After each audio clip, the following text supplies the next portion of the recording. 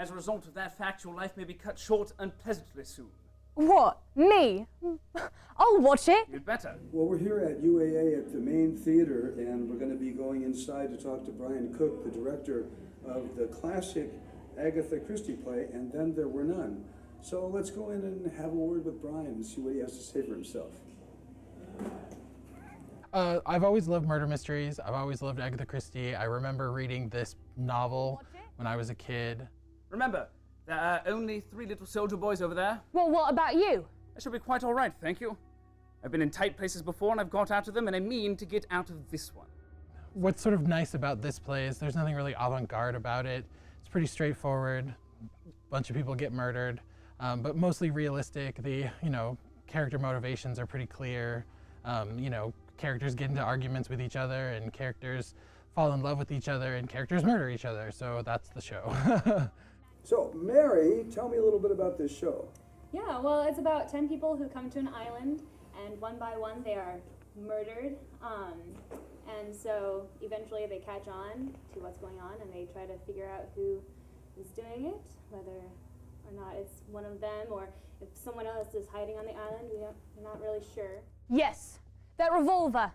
Now then, you say you found it lying down there. What's to say you haven't had it all the time? Same old gramophone record.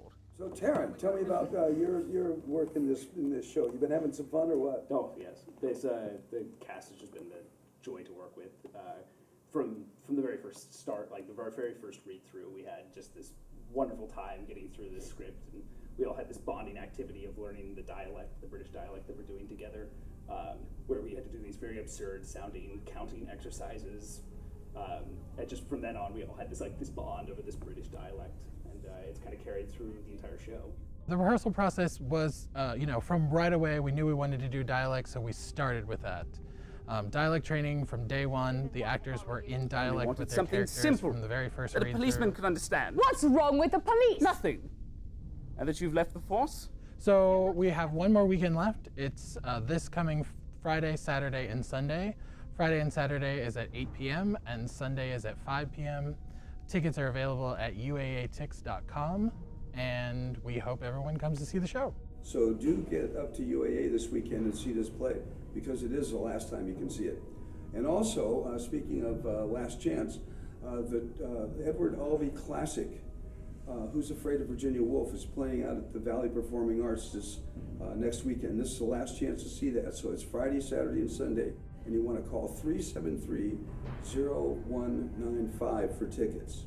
And I think that about wraps it up for this week's Your Entertainment Link. As always, I'm Ron Holmstrom, and I'll see you around at all the fun stuff. That revolver is mine.